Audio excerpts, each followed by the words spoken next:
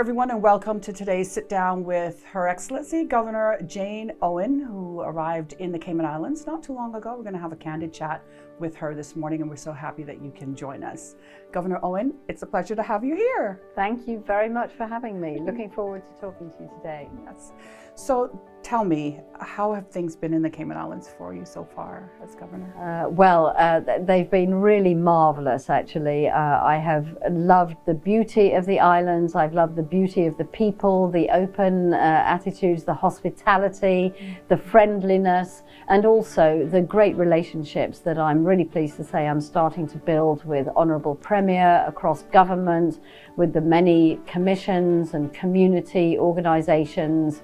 Everybody that I've met really has been very keen to share their knowledge and experience and to really welcome me, which is wonderful.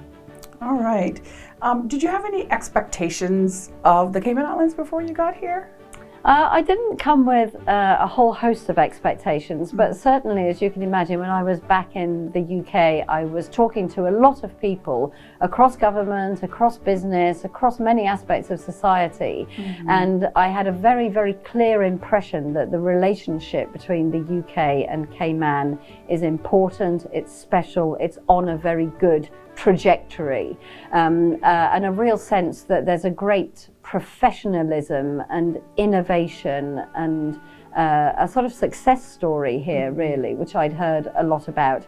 I'd also heard about how great my team in government office are, so I was really looking forward to meeting them. But other than that, I think I was quite open-minded about what I was going to find here and just keen to learn, which is certainly what I've been doing over the last month or so. Okay.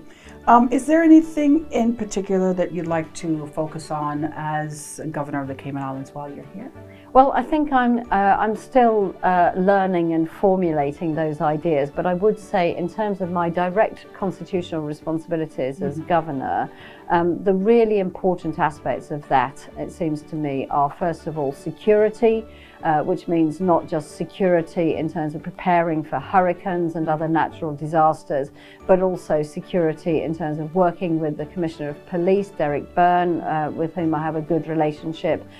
We had a meeting of the NSC last week, and we've also been talking there about how we are looking forward and meeting new potential security concerns, for example, around the use of drugs and narcotics.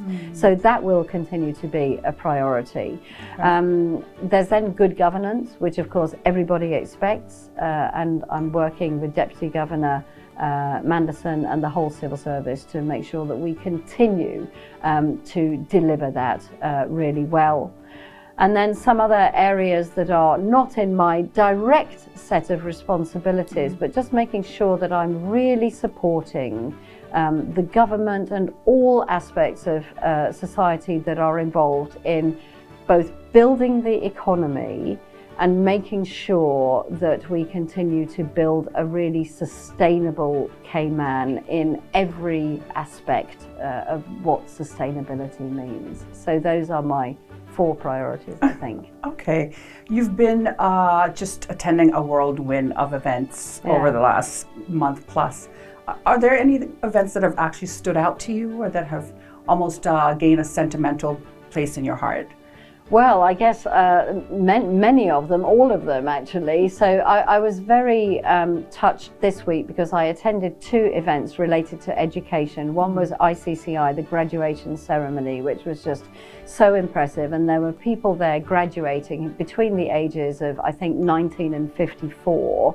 So this is a great story and it's an important one, I think, about the need for us all to continue learning. You know, it's not just something you do when you're in your early 20s and then you stop.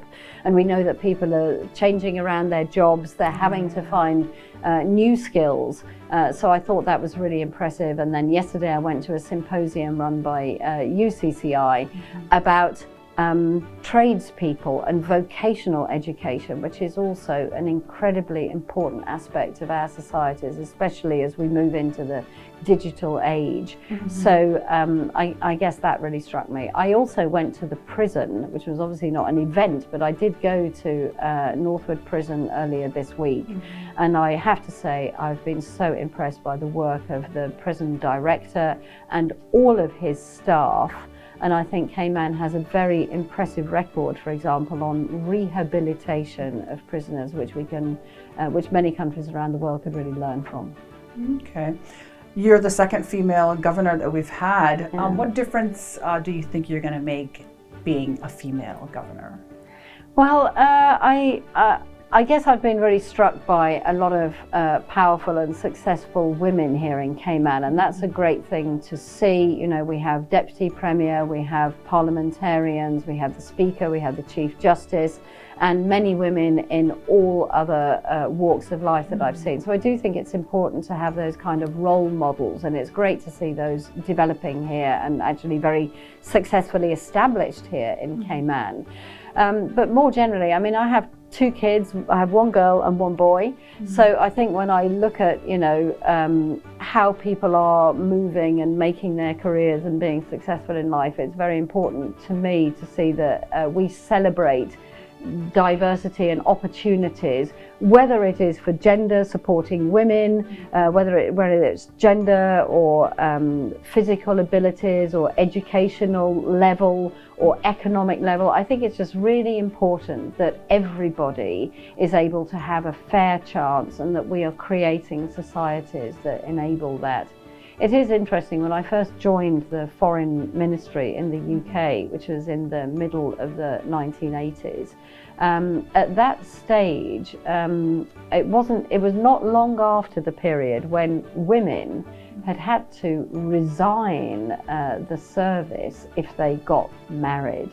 And so when I joined, a lot of the successful women who were like, you know, 45 years old, a lot of them had not got married, because if they had, up to I think 1975 or something, they would have had to have left. So, you know, I look back at that, and now we have in the UK Foreign Ministry very senior ambassadors around the world who are women in a whole host of posts, and it's great to see. So things are really moving and changing in our society, aren't they? Yes, for sure. As we wrap up here this morning, any final words, anything you'd like to just say to the people of the Cayman Islands? Well, the first thing I want to say is thank you. Thank you for your welcome. Thank you for your openness. Thank you for your honesty. I've been really struck by a sort of mix that I see here of respect that people have for each other and humility, and I hope to kind of embody that in my work as I go forward. And I'm really looking forward to meeting more people, as many people as possible, not least at our King's birthday party, which we will be holding on Monday the 19th of June. Governor Owen, it's been a pleasure to have you here with us. To you, our viewers, thank you for joining us as well, and we hope that you've gotten some insights into our new governor here in the Cayman Islands.